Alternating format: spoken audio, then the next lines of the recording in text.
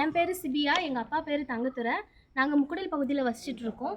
இங்கே வந்துட்டு ஒரு பிரசிடெண்ட்டை எழுப்பி கொண்டுட்டு வரோன்னு சொல்லியாச்சுன்னா எங்களுக்கு உதவி செய்கிறதுக்காண்டி தான் நாங்கள் அவங்கள கொண்டுட்டு வரோம். ஆனால் அவங்களுக்கு ஆதாயத்தை தேடிட்டு பொதுமக்களுக்கு ஒரு பிரச்சனையை உண்டு பண்ணுறாங்க.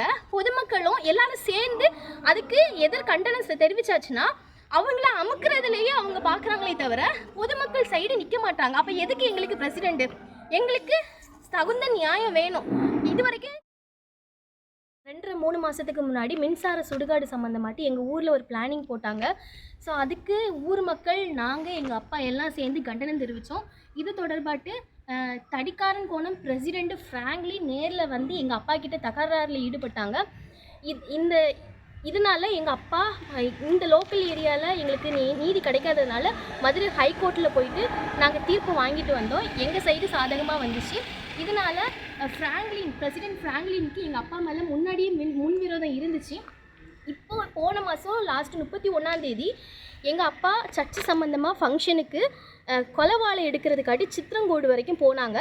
போயிட்டு கொலவாழையை ஏற்றிட்டு தடிக்காரங்கோணம் ஜங்ஷனில் இறக்கிட்டு இருக்கிற நேரத்தில் ஃப்ராங்க்லின் மற்றும் கண்டால் தெரியும் ஒரு 2 பேரும் சேர்ந்து எங்கள் அப்பாவை தகாத வார்த்தைகள் பேசி, கெட்ட வார்த்தை பேசி கொடூரமாக தாக்குனாங்க.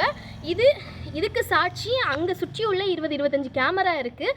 அது போக எங்கள் அப்பாவை பொதுமக்கள் வந்துட்டு பூதப்பாண்டி அரசு மருத்துவமனையில் வந்துட்டு கொண்டு போய் சேர்த்தாங்க. கீரிப்பாறை போலீஸ் ஸ்டேஷனில் வந்து ஸ்டேட்மெண்ட் எடுத்துகிட்டு போனாங்க. எடுத்துகிட்டு போய் 4 நாள் ஆகி எந்த ஒரு ஆக்ஷனும் எடுக்காததுனால நான் 3ஆம் தேதி காலையில் 11 மணிக்கு எஸ்பி ஆஃபீஸில் போயிட்டு புகார் மனு கொடுத்தேன். நானும் எங்கள் அம்மாவும் சேர்ந்து புகார் மனு கொடுத்தோம். எஸ்பி வந்துட்டு நேரடியாக இங்கே இருக்கிற போலீஸ் ஸ்டேஷனுக்கு ஃபோன் பண்ணி எங்கள் கண்ணு முன்னாடி தான் பேசினாங்க. அதுக்கான ஆக்ஷன் எடுக்க சொல்லி பேசினாங்க. சாயங்காலம், இது நடந்து 3ஆம் தேதி சாயங்காலம் ஒரு 5:30 இருக்கும். அந்நேரம் பார்த்து ஃப்ராங்க்லின் காரில் வந்து எங்கள் அப்பாவை கொலை மிரட்டல் விடுத்தாங்க. ஃபஸ்ட்டு எங்கள் அப்பா ஃப்ராங்க்லினை பார்த்தோன்னா அமைதியாக தான் போனாங்க.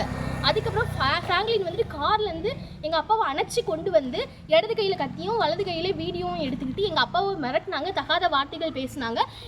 இதுக்கான ஆதாரம் வந்துட்டு பூதப்பாண்டி அரசு மருத்துவமனையில் கேமரா ஃபுட்டேஜ் செக் பண்ணி பார்த்தீங்கன்னா அதில் பதிவாகிருக்கும்.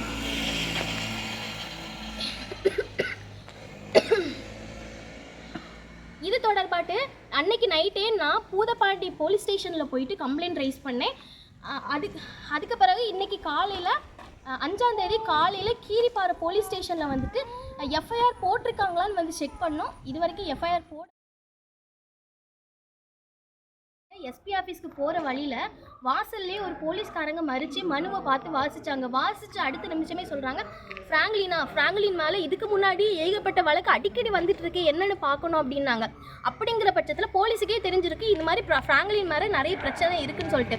அது மாதிரி எங்கள் அப்பாவுக்கு பூதப்பாண்டி அரசு மருத்துவமனைக்கு வந்து எங்கள் அப்பாவுக்கு கொலை மிரட்டல் விட்டுருக்காங்க. இது மாதிரி நிறைய வழக்கு வந்துட்டு ஃப்ராங்க்லின் மேலே இருக்குது. இப்போ போலீஸுக்கும் தெரிஞ்சிருக்கு. ஆன பிறகு இன்னைக்கு வரைக்கும் எந்த ஒரு ஆக்ஷனுமே எடுக்கலை. அதுக்கான வீடியோ ஆதாரங்களும் எங்கிட்ட இருக்குது. இதுக்கு முன்னாடி நாங்கள் நியூஸில் நாங்கள் கொடுத்துருக்கோம். இனிமேலும் நாங்கள் கொடுப்போம். என்கிட்ட தகுந்த ஆதாரங்களோடு தான் நான் பேசிகிட்டு இருக்கேன். எங்களுக்கு தகுந்த நியாயம் வேணும். இது வரைக்கும் கீரிப்பாறை ஸ்டேஷனில் எஃப்ஐஆர் போடலை. எஃப்ஐஆர் போடணும். அப்படி போடாத பட்சத்தில் 13ஆம் தேதி திங்கட்கிழமை நாங்கள் வந்துட்டு பொதுமக்கள் எல்லாம் சேர்ந்து கண்டனத்தில் ஈடுபடுவோம், போராட்டம் நடத்துவோம். அதுக்கான அனுமதி தருமாறும் பாதுகாப்பு தந்து எங்களுக்கு தகுந்த நீதி வாங்கி தருமாறும் நாங்கள் கேட்டுக்கிறோம்.